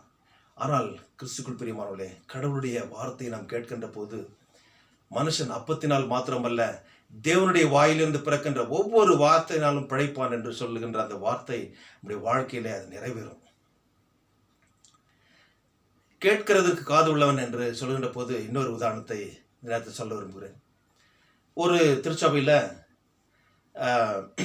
பிரசங்கெல்லாம் முடிஞ்ச பிறகு திருமண ஓலை அறிவிப்பார்கள். கடைசி ஓலை, 3வது ஓலை அவர் அறிவிக்கிறார் போதகர். 3rd பேன்ஸ் அனௌன்ஸ் பண்ணுறார். அந்த நேரத்தில் அதாவது இந்த திருமணம் வேதத்திற்காவது இயல்புக்காவது விரோதம் என்று யாராவது நீங்கள் சொல்வீர்கள், தகுந்த காரணங்களை சொல்வீர்கள் என்றால் அதனை போதகரிடத்தில் நீங்கள் தெரிவிக்க வேண்டும், இல்லை என்றால் அதனை பற்றி ஒருபோதும் யாரும் பேசக்கூடாது என்று சொல்லி அப்படி சொல்லுகின்ற போது இது 3வது முறையாக அறிவிக்கப்படுகிறது திருச்சபைக்கு என்று சொல்லி அவர் முடித்த உடனே ஒரு ஒரு இளம் வாலிப பெண் ஒரு கை குழந்தையோட எழுந்து அந்த சர்ச்சில் பின்னாடி இருக்கிறார். அவன் என்ன பண்ணா, எழுந்து நின்று வேகமாக வர ஆரம்பித்தான். உடனே பையன் விட்டார் பேச ஆரம்பித்தான், பெண் விட்டார் பேச ஆரம்பித்தான். ஐயோ பாரு, பையன் வந்து சரியில்லை, அவனை பார்க்கும்போதே பொண்ணு பார்க்கும்போதே நம்ம போனோம், அவன் இது மொழியே சரியில்லை, பாத்தியா நடந்து போச்சு, எல்லாம் மோசமாக போச்சு, காரியமே கெட்டு போச்சு, பார் பொண்ணு கையில் குழந்தை வர. அந்த பொண்ணு என்ன பண்ணா, அந்த குழந்தைய தூக்கின்னு வேகமாக நடந்து வரான். இந்த பாஸ்டர் கூட அப்படியே அவுக்கு நின்றான். ஏன் அப்படியே கதி கலங்கி நின்ற ஒரு சூழ்நிலை, என்ன இது நடக்குது அப்படி. அந்த அம்மா வேகமாக வந்து முன்னாள் பெஞ்சில் உட்காந்துக்கிறாங்க. அப்போ என்ன நடந்துச்சுன்னா, பாஸ்டர் கேட்குறாரு, அம்மா வேகமாக வந்து அனௌன்ஸ் பண்ணும்போது நாங்கள்லாம் ஏதோ இது பதறி போயிட்டோமே, என்னம்மா என்ன அப்படின்னு. இல்லையா, எனக்கு தூரம் இருந்ததுனால சரியாக கேட்கல, காது கேட்கல, அதனால் கிட்ட வந்து உட்காந்தா கேட்கணும் வந்து அந்த அம்மா உட்காந்தாங்க. அப்போ தான் தெரிஞ்சுது, காது உள்ளவன் கேட்க கடவன், எனக்கு கேட்கல, ஆகினால் நான் வந்து முன்னாடி உட்காந்தேன்னு சொல்லி அந்த அம்மா சொன்னாங்க. இது ஒரு வேடிக்கையான ஒரு காரியமாக இருந்தாலும் கூட அது எல்லாரும் பதற வைத்த ஒரு காரியமாக அது அமைந்தது. ஆனால் அந்த அம்மா அவங்க வந்து உண்மையாக அவங்களுக்கு இருக்கிற அந்த இது காரியத்தை வந்து சொல்லிட்டாங்க. ஆனால் சூழ்நிலை அப்பேற்பட்ட காரியங்களை எல்லாம் பேச வேண்டிய ஒரு நிலைமைக்குள்ளாக திருச்சபையில் இருக்கிற மக்களை நடத்தினது. கிறிஸ்துக்குள் பிரியமானவர்களே, கேட்கிறதற்கு காது உள்ளவன் கேட்க கடவன். 2வதாக நாம் பார்க்கின்ற போது, கடவுளுடைய வார்த்தை நம் வாழ்விலே எப்படி பலன் தர நாம் ஒத்துழைக்கிறோம். 18ஆம் வசனத்திலிருந்து 23ஆம் வசனம் வரைக்குமாய் ஆண்டவராகிய இயேசு கிறிஸ்து இந்த ஓமைக்கு விளக்க உரைகளை கொடுக்கிறார். விதை என்பது தேவனுடைய வசனமாய் இருக்கிறது. தேவனுடைய வசனம் என்று சொல்கிறது, why the word of God as compared to seed என்று பார்க்கின்ற போது, because the word is living and powerful. கடவுளுடைய வார்த்தை என்பது அது உயிருள்ளது, அது அதாவது பவர்ஃபுல், அது சக்தியை கொடுக்கக்கூடியது, உயிர்ப்பிக்கிறது. சங்கீதம் 19:7 பார்க்கின்ற போது, கர்த்தருடைய வேதம் குறைவற்றதும் ஆத்துமாவை உயிர்ப்பிக்கிறதுமாய் இருக்கிறது. கர்த்தருடைய வேதம் குறைவற்றதும் ஆத்துமாவை உயிர்ப்பிக்கிறதுமாய் இருக்கிறது. யோவான் எழுதின சுவிசேஷம் 6:63 பிற்பகுதியில் பார்க்கின்ற போது ஆண்டவராகிய இயேசு கிறிஸ்து ஒரு காரியத்தை சொல்லுகிறார். நான் உங்களுக்கு சொல்லுகிற வசனங்கள் அது ஆவியாயும் ஜீவனாயும் இருக்கிறது என்று சொல்லுகிறார். ஆகவே இது உயிருள்ள வார்த்தை, கடவுளுடைய வார்த்தை ஜீவனுள்ள வார்த்தை, அது it is a powerful and living word. ஆகவே இந்த வார்த்தை சொல்லப்படுகின்ற போது அது அது ஒரு பெரிய பலனை கொடுக்கின்ற ஒரு வார்த்தையாக இருக்கிறது. ஆகவே தான் இந்த விதை எந்த இடத்துலலாம் விழுந்ததோ அந்த இடத்துல என்ன நம்ம பார்த்தோம், எல்லா இடத்துலையும் அது முளைத்து வளர்ந்தது. எந்த விதையும் அது அப்படியே பட்டு போகவில்லை. வழியில் விழுந்ததும் சரி, முள்ளுள்ள இடங்களில் விழுந்ததும் சரி, கற்பாறை இடத்துல விழுந்ததும் சரி, நல்ல இடத்துல, எல்லா இடத்திலும் அது முளைத்து வந்தது. Because it is living. God's word is living word. கடவுள் முளைத்து எழும்படி கிருபை செய்கிறார். ஆனால் அது தொடர்ந்து வளர்ந்ததா அல்லது அழிந்ததா என்று நிர்ணயம் பண்ணுவது யார்? மண்ணு. அந்த மண் என்று பார்க்கின்ற போது நம்முடைய மனுஷருடைய இருதயத்தை குறிக்கிறது. Here the soil represents different kind of hearts. பலவிதமாக, எல்லாருக்கும் ஒரே இருதயம் சொல்ல முடியாது. இருதயம் ஏன்னா பல்வேறு விதமான சிந்தனைகளை வைத்துக்கொண்டு, யோசனைகளை வைத்துக்கொண்டு, பலவிதமான தீர்மானங்களை இருதயத்தில் தான் நாம் முடிவு பண்ணுகிறோம். அது இங்கே சிந்தனைக்கு வந்து அதனை செயல்படுத்த நாம் துணிகிறோம்.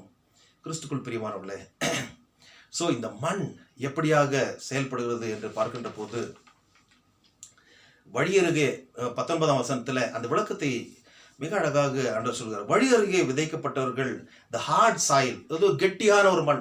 கெட்டியான மண்ணில் வந்து போட்டால் விதை சரியாக வளராது. அது எல்லாருக்கும் தெரிஞ்ச ஒரு விஷயம். இப்பேற்பட்ட மக்களை யாருக்கு உணர்த்துகிறார்னு பார்க்கின்ற போது, வசனத்தை கேட்கிறார்கள், கேட்டு உணராது இருக்கிறார்கள். கேட்ட பிறகு உணரணும், புரிஞ்சுக்கணும். அது என்ன சொல்லப்பட்டிருக்குது என்பதை புரியலன்னா பிரயோஜனம் இல்லை. அப்பேற்பட்ட மக்கள் இன்றைக்கு கூட நம்முடைய தேசத்தில் இருக்கிறார்கள். வசனம் பலமுறை சொல்லப்பட்ட பிறகு கூட அவர்கள் கேட்டு உணராமல் இருக்கிறார்கள். அதற்கு யார் காரணம் என்று பார்க்கும்போது பிசாசு தான். மக்கள் ரட்சிக்கப்படுவார்களே, அவர்கள் ரட்சிக்கப்படக்கூடாது என்பதற்காக பொல்லாங்கன் வந்து என்ன பண்றான், அவருடைய உள்ளத்தில் இருக்கின்ற அந்த கடவுளுடைய வசனத்தை அவன் பறித்து கொள்கிறான் என்று சொல்லி லூக்கா எழுதின சுவிசேஷம் 8:12 பார்க்கிறோம். இவர்கள் உணர்வடைய வேண்டும், நற்செய்தியின் மூலமாக அவர்கள் மறுவாழ்வு பெற வேண்டும். அதற்கு நீயும் நானும் ஜெபிக்க வேண்டும். இவர்கள் ரட்சிப்பு என்ற ஒரு அனுபவத்தை பெறாத வழியருகே விதைக்கப்பட்ட அதாவது விதைகள். கிறிஸ்துக்குள் பிரியமானவர்களே, இன்றைக்கு மத அடிப்படைவாதிகள், அதாவது த ரிலிஜியஸ் ஃபனாட்டிக்ஸ், அவர்கள் செய்கின்ற காரியம் அதுதான். ஆண்டவராகிய இயேசு கிறிஸ்துவினுடைய வார்த்தை அவரை அறியாத மக்களுக்கு அறிவிக்கப்படுகின்ற போது முதலாவதாக அவர்கள் தடுக்கிறார்கள். 30 முக்கோடி தேவர்கள் வாழ்கின்ற நம்ம தேசத்துல இயேசு கிறிஸ்து என்ற மாபெரும் தேவனுடைய செய்தியை அறிவிக்கின்ற போதுதான் அவர்கள் தடை பண்ணுகிறார்கள். We think that they are our enemies, but they are not our enemies, but they were made as victims of enemies. பிசாசுனாலே அவர்கள் பலிகடாக்கப்பட்ட மக்கள், பிசாசுடைய தந்திரத்தினால். ஆகவே நம்முடைய ஒரே சத்துரு எதிரி யார் என்று பார்க்கும்போது பிசாசு தான், நம்மை தடுக்கிறவர்கள் அல்ல.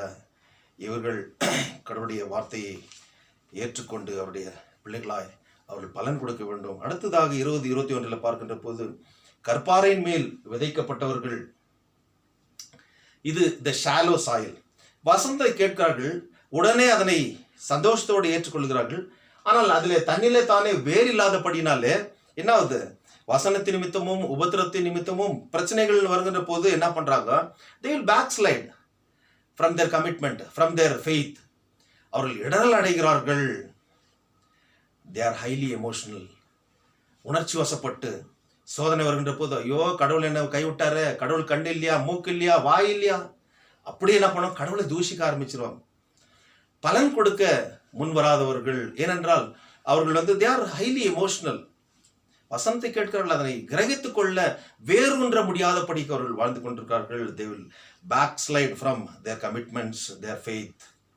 ஆதி அப்போஸ்தலர் காலத்துல இயேசு கிறிஸ்துவை அவர்கள் அறிவித்த போது, உயிர்த்தெழுந்த தேவனை அறிவித்த போது அநேக மக்கள் உயிருக்கு பயந்து அவர்கள் பின்வாங்கி போனார்கள். கடவுள் இல்லை என்று சொல்லி அவர்கள் மறுதலித்தின் நிமித்தமாக அவருடைய ஜீவன் காக்கப்பட்டது. ஆனால் அது முக்கியமானதல்ல. தன்னுடைய ஜீவனே போனாலும் கூட பரவாயில்லை என்று சொல்லி இயேசுக்காக, உயிர்த்தெழுந்த தேவனுக்காக சாட்சி கொடுத்தார்கள். அவர்கள் தான் உண்மையான பலன் கொடுக்கின்ற மக்கள். கிறிஸ்துக்குள் பிரியமானவர்களே, 22ஆம் வசனத்தில் பார்க்கின்ற போது முள்ளுள்ள இடங்களில் விதைக்கப்பட்டவர்கள், த கிரவுடட் சாயில். கிரவுடட் சாயில் என்று பார்க்கின்ற போது உலக கவலை, ஐஸ்வர்யம், சிற்றின்பம் மற்றுமாய், அதாவது லூக்கா 8:14 பார்க்கின்ற போது சிற்றின்பம் கூட அவர்களுக்கு இருக்கிறது. அவர்களுக்கு மனமாற்றம் என்பது கிடையாது. சும்மா பெயர் கிறிஸ்தவர்களாக சில என்ன பண்ணுவாங்க, பண்டிகை காலத்தில் மட்டும் வருவாங்க, பண்டிகை காலத்தில் மட்டும் இது வருவாங்க. அதன் பிறகு மேரேஜ்க்காக சர்ச்சுக்கு வருவாங்க, கடவுளை தேடுவாங்க. மேரேஜுக்கு பிறகு யூஸ்வலாக அடுத்து இது குழந்தை பாக்கி கிடைக்கும், பேப்டிசம்காக வருவாங்க. பேப்டிசம் பிறகு மற்ற ஏதாவது விசேஷ நிகழ்வுகள் என்று வரும்போது கடைசியாக பார்க்கின்ற போது மரணம் என்று வரும். இதுக்கெல்லாம் சர்ச்சு தேவை, பாஸ்டர் தேவை, அப்போதான் கடவுள் தேவை. மற்ற நேரங்கள்லாம் தேவையில்லை. இவர்களெல்லாம் செலக்டிவ் இது என்ன கிறிஸ்டியன்ஸ் என்று சொல்லலாம். இவர்கள் பெயர் கிறிஸ்தவர்களாக they will never turn up to church and worship God and listen to the word of God, and they never receive the word, the blessings from God. ஏனென்றால் ஆடிக்கு ஒரு முறை, அமாவாசைக்கு ஒரு முறை கடவுளை தேடுகிறவர்களுக்கு என்ன, இப்பேற்பட்டவர்கள் தான் பல காரியங்களை சொல்லி, அதாவது சாக்கு போக்கு சொல்லி, அதாவது தன்னுடைய அதாவது ஆவிக்குரிய வாழ்க்கையிலிருந்து பின்மாற்றம் அடைந்தவர்களாய் அவர்கள் வாழ்வார்கள். வாழ்நாளெல்லாம் முள் என்ற ஒரு நிலைமை இல்லையா, முள்ளுள்ள இடங்களில் விதைக்கப்பட்டவர்கள். ஆனால் கடவுளுடைய வார்த்தை கேட்கும்போது அங்கிருந்து தப்பித்துக்கொள்ள கடவுள் வழிகாட்டுவார். இன்றைக்கு அநேக குடும்பங்களில் பெற்றோர்கள் பிள்ளைகள் என்ற உறவு அது ஒரு நல்ல ஒரு ஆரோக்கியமானதாக இல்லை. கணவன் மனைவி ஒரு ஆரோக்கியமான உறவு இல்லை. ஒரு மனைவி ஒரு கணவன்கிட்ட கேட்குறான், யோ உனக்கு என்ன இது ஆணவம் இருந்தால் என்னுடைய டெலிஃபோன் நம்பரை நீ வந்து COVID-19 சொல்லிட்டு உன் மொபைலில் நீ சேவ் பண்ணி வச்சுருப்ப அப்படின்னு. அப்போ அவன் சொல்கிறான், இல்லை இல்லை, கொரோனாவோட சேர்ந்து வாழுங்கன்னு சொல்லி கவர்மெண்ட்டு சொல்லியிருக்கிறாங்க அப்படின்னு. இது ஒரு வேடிக்கையாக இருந்தாலும் சரி, எந்த அளவுக்கு அவர்கள் அன்போடு வாழ வேண்டிய கணவன் மனைவி, பாசத்தோடு வாழ வேண்டிய மக்கள். இது வேடிக்கையாக இருந்தாலும் கூட இது ஆபத்தான ஒரு காரியம். கிறிஸ்துக்குள் பிரியமானவர்களே, கடவுளுடைய வசனம் நம்மை உயிர்ப்பிக்கிறது. கடைசியில் பார்க்கும், நல்ல நிலத்தில் விதைக்கப்பட்டவன் வசனத்தை கேட்கிறான், அவன் உணர்கிறான், அதன்படி செய்கிறான். 23ஆம் வசனத்தில் பார்க்கிறோம். So this is a good soil. So நல்ல மனம் என்பது பண்பட்ட நிலத்திற்கு ஒப்பாய் இங்கே சொல்லப்படுகிறது. லூக்கா 8:15 பார்க்கின்ற போது, வசனத்தை கேட்டு அதை உண்மையும் நன்மையுமான இருதயத்திலே காத்து பொறுமையுடனே அவர்கள் பலன் கொடுக்கிறார்கள். they will bear fruit. அதுதான் மிக முக்கியமான கடி கொடுக்கின்ற வாழ்க்கை தான் கடவுள் நம்மிடத்தில் எதிர்பார்க்கிறார். இவர்களால் மாத்திரம்தான் வேறு இருந்தால் தான் அது முளைத்து வரும், பெரிதாக அது செடி வளரும், கனி கொடுக்க முடியும். அந்த கனி மற்றவர்களுக்கு என்று பயன்பட முடியும். நம்முடைய வாழ்க்கை கூட மற்றவருடைய நல்வாழ்வுக்காக நாம் வாழ வேண்டும் என்றால் வசனம் என்ற வேர் நம்மிலே ஊன்றப்பட வேண்டும். அதற்கு நம்மை ஒப்பு கொடுக்க வேண்டும். அதனை நாம் தான் முன் வர வேண்டும். நாம் கடவுளுடைய வார்த்தையை ஏற்றுக்கொள்ள வேண்டும். அதன்படி கீழ்ப்படிய வேண்டும். அதனை முழுமனதாக நாம் ஏற்றுக்கொள்கின்ற போது பெரிய காரியத்தை கடவுள் செய்கிறார். கடைசியாக 3வது காரியமாக பார்க்கின்ற போது, இன்றைக்கு வாசி கேட்ட நிருபத்தில் கூட நாம் பார்க்கிறோம், கர்த்தருடைய வார்த்தை நாம் வசனத்தில் வளர நல் இருதய சுத்தியோடு கனி கொடுக்க அழைக்கிறது. ரோமர் 8:12-17 பார்க்கின்ற போது, நீங்கள் மாம்சத்தின்படி 13ஆம் வசனத்துல, நீங்கள் மாம்சத்தின்படி பிழைத்தால் சாவீர்கள், ஆவியினாலே சரீரத்தின் செய்கைகளை அழித்தால் பிழைப்பீர்கள். கிறிஸ்துக்குள் பிரியமானவர்களே, நம்முடைய மனம் போன போக்கில வாழ்வது அது நம்ம எல்லாரும் கற்றுக்கொண்ட ஒரு காரியமாக இருக்கிறது. கண் போன போக்கில கால் போகிறது, மனம் போன போக்கில மனிதன் போகிறான். இன்றைக்கு அது பாடாக கூட நம்ம பார்த்துருப்போம். இருந்தாலும் இதுதான் யதார்த்தம். இன்றைக்கு that is the ground reality of life. ஆனால் கடவுளுடைய வார்த்தை பிரகாரமாக நாம் செல்கின்ற போது, கடவுளுடைய ஆவினாலே நாம் ஒப்பு கொடுக்கப்படுகின்ற போது நாம் கனி கொடுக்கிறவர்களாக இருப்போம். 14ஆம் வசனத்தில் பார்க்கின்றோம், ரோமர் 8:14, கடவுளால் நாம் ஆளப்படுகின்ற போது நாம் தேவனுடைய புத்திரர். எவ்வளோ பெரிய பாக்கியம் இல்லை? கடவுளுடைய பிள்ளைகள் என்ற ஒரு அந்தஸ்து, ஒரு பாக்கியம் நமக்கு கிடைக்கிறது என்றால் அவர் நம்மை ஆள ஒப்பு கொடுக்கின்ற போது, அவருடைய வசனம் நம்மை ஆள ஒப்பு கொடுக்கின்ற போது இது சாத்தியமாகிறது.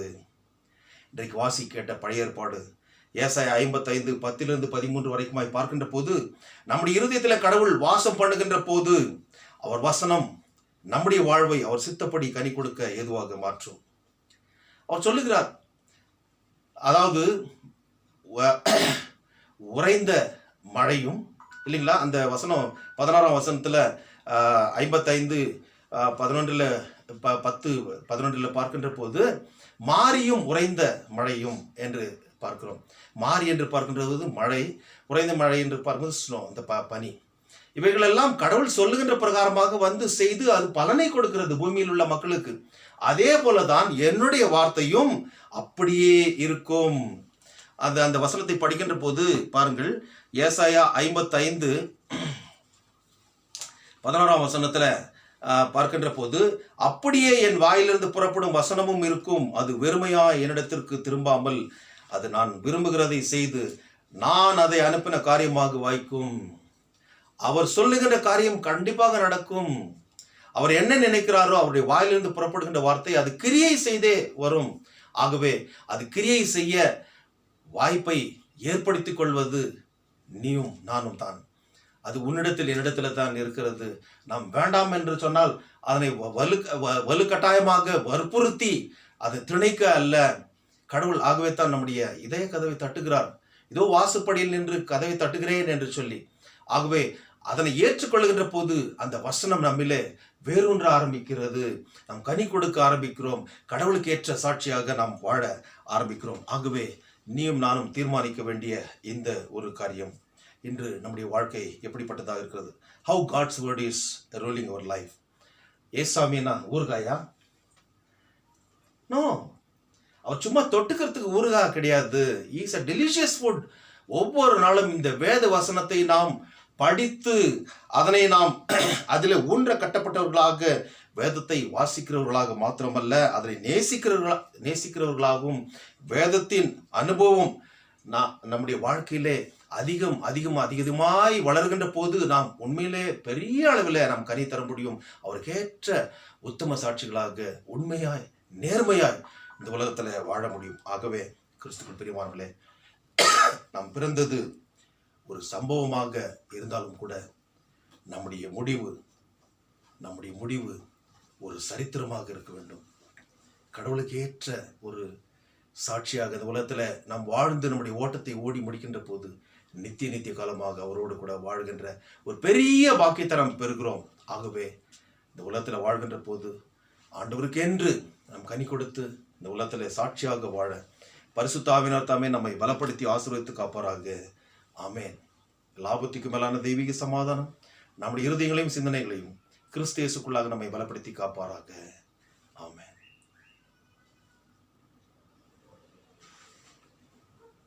தோத்திர கீதத்தை நாம் பாடுவோம்.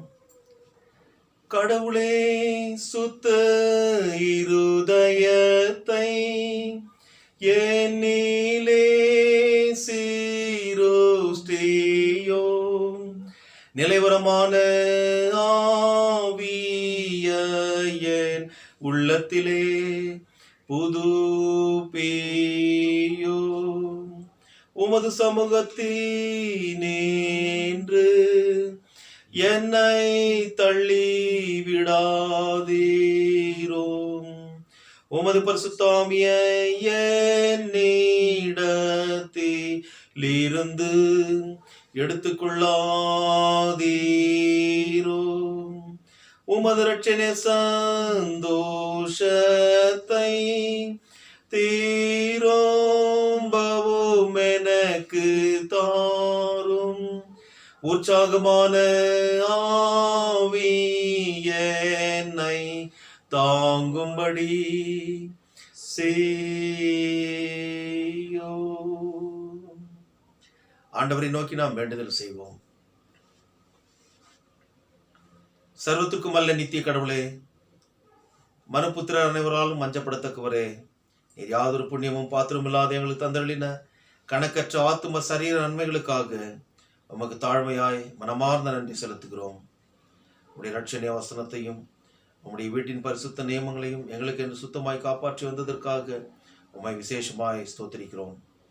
உலகமெங்கும் போதக சுத்தத்தையும் உடைய வார்த்தையை வல்லமையோடு பிரசங்கிக்கும் உண்மையுள்ள போதகர்களையும் உடைய திருச்சபைக்கு கொடுத்து காப்பாற்ற வேண்டும் என்று நாங்கள் வேண்டுதல் செய்கிறோம்.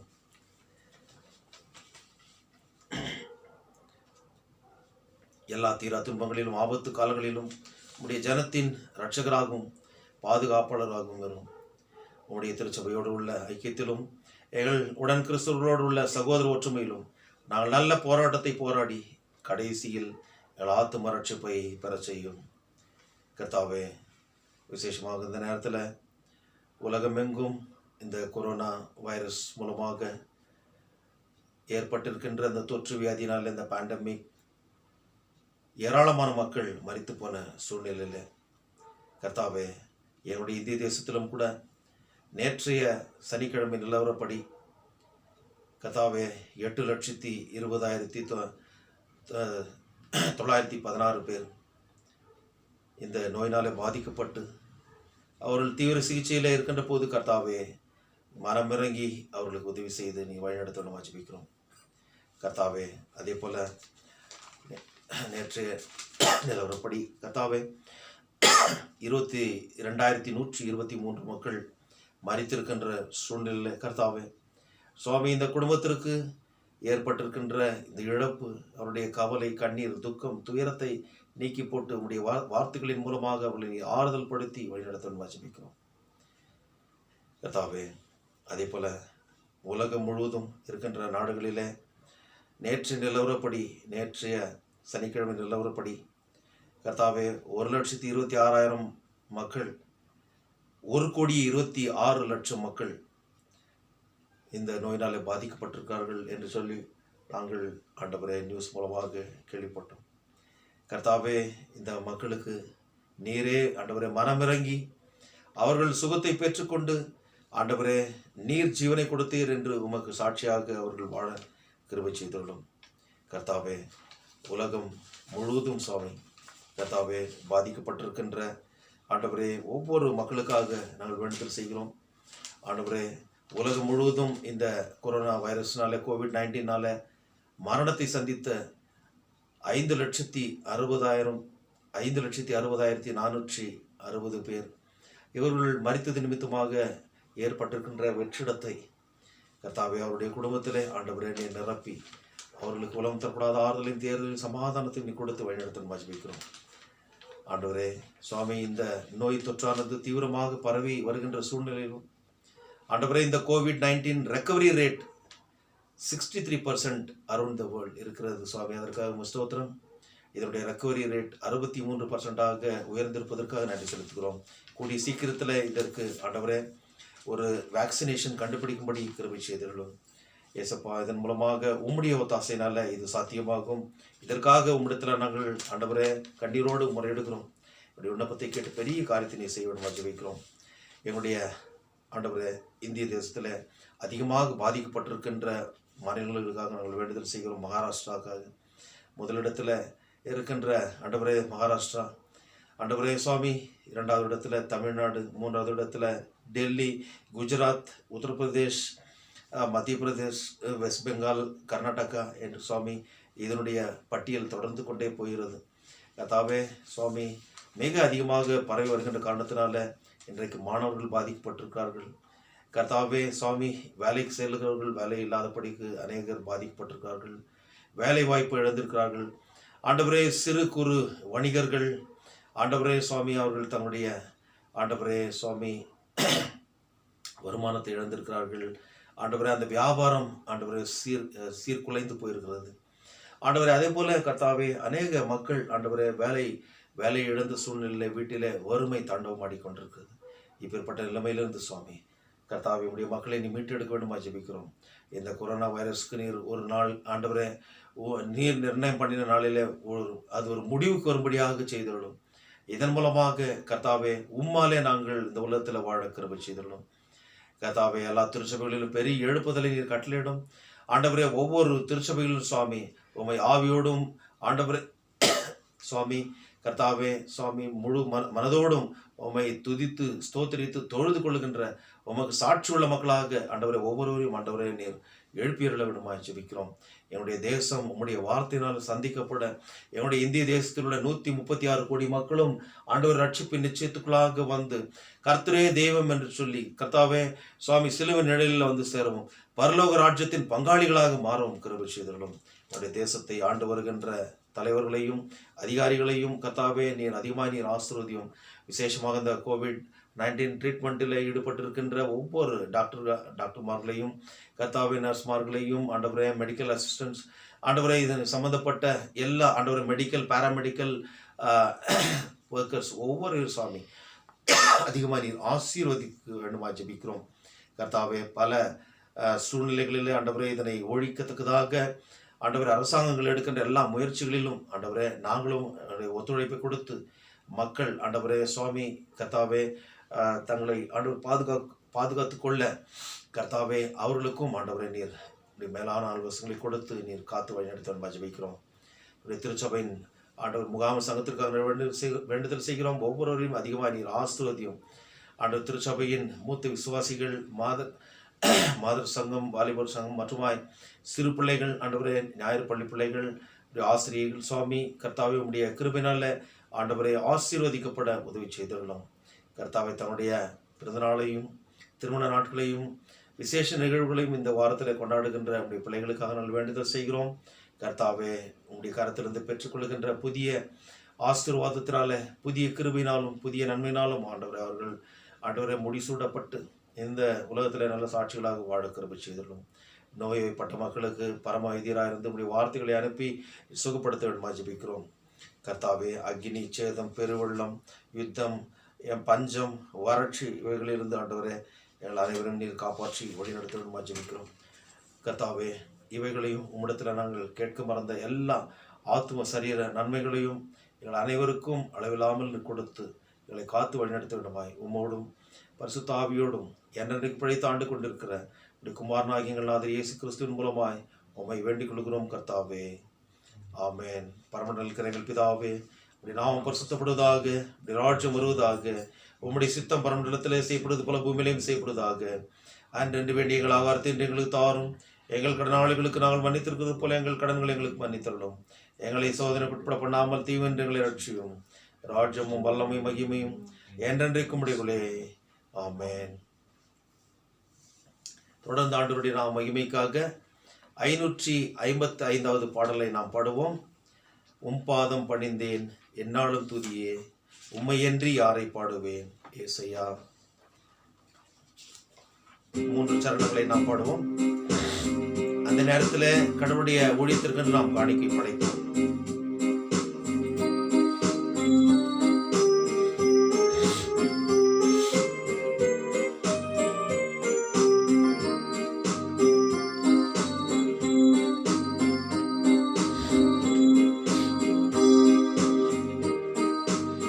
பாதம் பணிந்தேன் என்னாலும் துதியே, உம்மையன்றி யாரை பாடுவேன் ஏசையா. உந்த நன்பு உள்ளம் பொங்குதே ஏசையா, உந்த நன்பு உள்ளம் பொங்குதே. பாதம் பணிந்தேன் என்னாலும் துதியே, உம்மையன்றி யாரை பாடுவேன் ஏசையா. உந்த நன்பு உள்ளம் பொங்குதே ஏசையா, உந்த நன்பு உள்ளம் பொங்குதே.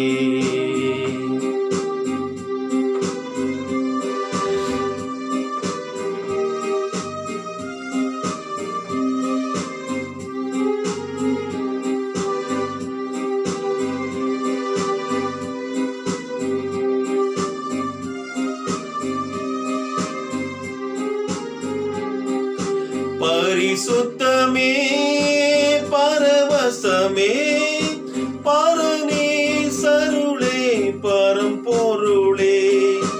பரிசுத்தமே பரவசமே பரனே சருளே பரம்பொருளே. தேடினதால் கண்டடைந்தே பாடிட பாடல்கள் ஏந்தளித்தே. தேடினதால் கண்டடைந்தே பாடிட பாடல்கள் ஏந்தளித்தே.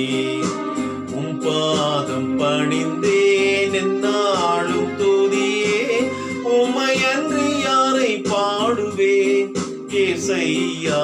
உந்த நன்பு உள்ளம் பொங்குதே ஏசையா, உந்த நன்பு உள்ளம் பொங்குதே.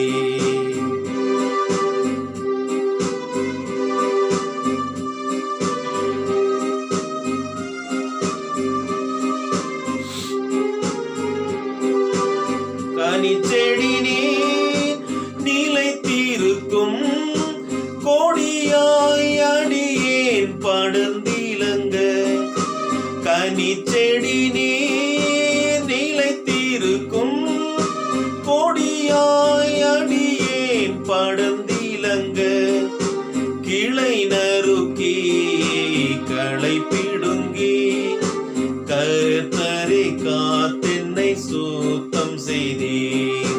கிளை நறுக்கி களை பிடுங்கி கர்த்தரை காத்தென்னை சுத்தம் செய்தே. பாதம் பணிந்தேன் என்னாலும் துதியே, உம்மையன்றி யாரை பாடுவேன் ஏசையா. உந்த நன்பு உள்ளம் பொங்குதே ஏசையா, உந்த நன்பு உள்ளம் பொங்குதே.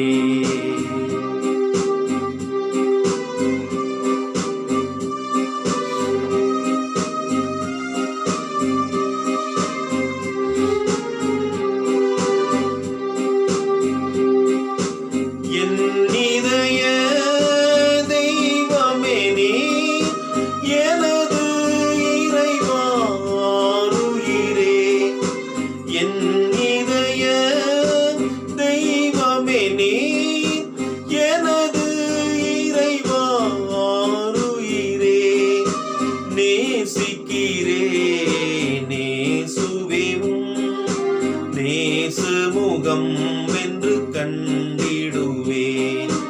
நேசிக்கிறேன் இயேசுவேவும் நேச முகம் என்று கண்டிடுவேன். உம் பாதம் பணிந்தேன் என்னாலும் துதியே, உம்மை அன்றி யாரை பாடுவேன். ஏசையா உந்த நன்பு உள்ளம் பொங்குதே, ஏசையா உந்த நன்பு உள்ளம் பொங்குதே.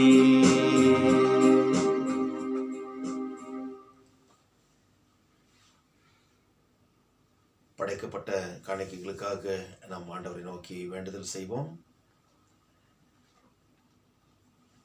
சர்வ வல்லமை உள்ள கடவுளே, உம்முடைய சன்னிதானத்தில் நாங்கள் படைத்திருக்கின்ற எங்களுடைய எளிய காணிக்கையை பிரியமாய் நீர் ஏற்று அங்கீகரித்து ஆசீர்வதித்து, அது உம்முடைய ஊழியத்திற்கென்றும் உடைய நாம மகிமைக்கென்றும் உடைய ராஜ்ய பரம்பதற்கென்றும் பிரயோஜனப்படும்படி கிருபை செய்திருந்தோம். கர்த்தாவே, இந்த ஆராதனையில் பங்கு பெற்றிருக்கின்ற ஆண்டவரே, வீடுகளிலே உம்மை ஆராதித்து தொழுது கொள்ளுகின்ற உடைய விசுவாச லுத்தரன் திருச்சபையின் விசுவாசிகள் ஒவ்வொருவரையும், அதே போல இந்த ஆராதனையை காணொளி மூலமாக கண்டு உம்மை ஆராதித்து தொழுது கொள்ளுகின்ற விசுவாசிகள் ஒவ்வொருவரையும் சுவாமி அளவில்லாமல் ஆசீர்வதிக்க முடியாது ஜெபிக்கிறோம். உம்முடைய தெய்வீக சந்தோஷத்தினாலும் சமாதானத்தினாலும் நிம்மதினாலும் நிரப்பி அவர்கள் எப்பொழுதும் ஆண்டவரை சந்தோஷத்தோடு இந்த உலகத்தில் உமக்காக சாட்சியாக வாழ கிருபை செய்திருளும். சர்வத்திற்கும் அல்ல கடவுளே, நாங்கள் உறுதியான விசுவாசத்தில் உமக்கு ஊழியம் செய்யவும், உம்முடைய நாமத்தை அறிக்கிடுவதில் முடிவு பறிந்து நிலைத்திருக்கவும், உமது வார்த்தை கட்டப்பட்டிராமல் அதன் தன்மைக்கேற்றபடி தாராளமாய் கிறிஸ்துவனுடைய பரிசுத்த ஜனத்தின் மகிழ்ச்சிக்கும் வளர்ச்சிக்கும் பிரசங்கிப்படும்படி உமது பரிசுத்த ஆவியானவரையும் பரத்திலிருந்து வருகிற ஞானத்தையும் உமது திருச்சபை தந்திட வேண்டும் என்று எங்கள் ஆண்டவர் இயேசு கிறிஸ்துவின் மூலமாய் உம்மை வேண்டிக் கொள்கிறோம் கர்த்தாவே. ஆமென். ஆண்டவருடைய ஆசீர்வாதத்தை நாம் பெற்றுக்கொள்வோம். கர்த்தரானவர் உன்னை ஆசீர்வதித்து உன்னை காப்பாராக. கர்த்தரானவர் தமது திருமுகத்தை உன்மேல் பிரகாசிக்க பண்ணி உன்மேல் கிருபையாயிருப்பாராக. கர்த்தரானவர் தமது திருமுகத்தை உன்மேல் பிரசன்னமாக செய்து உனக்கு சமாதானம் கட்டளையிடுவாராக.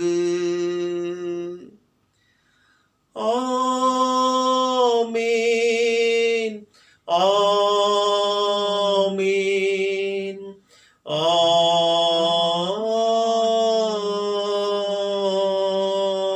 ஆமென்.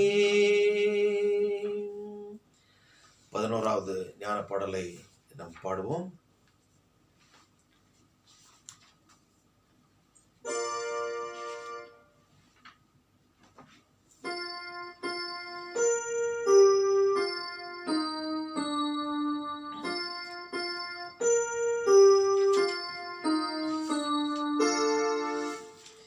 கர்த்தரே தற்காரும் ஆசீர்வாதம் தாரும், எங்கள் மேலும் முகத்தை வைத்து வீசும் ஒளியை எங்களுக்கென்று சமாதானம் தந்து கிறிஸ்தை காட்டி போதிக்கும் உமதாவியை கோடும் எங்கள் மீட்பரான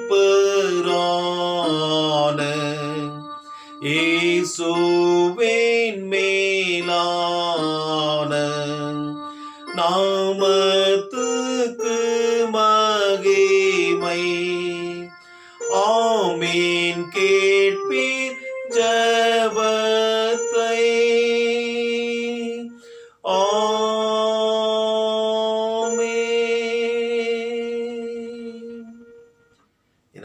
கர்த்தரை ஸ்தோத்திரி. என் முழுமையான பிரசனத்தை ஸ்தோத்திரி. என் ஆத்துமாவே கர்த்தரை ஸ்தோத்திரி. கர்த்தர் செய்த சகல உபகாரங்களையும் மறவாதே. ஆமென். சபையார் அனைவருக்கும் ஆண்டவராகிய இயேசு கிறிஸ்துவின் நாமத்தினாலே அன்பான ஸ்தோத்திரங்களையும் வாழ்த்துக்களையும் தெரிவித்துக் கொள்கிறேன். God bless you all.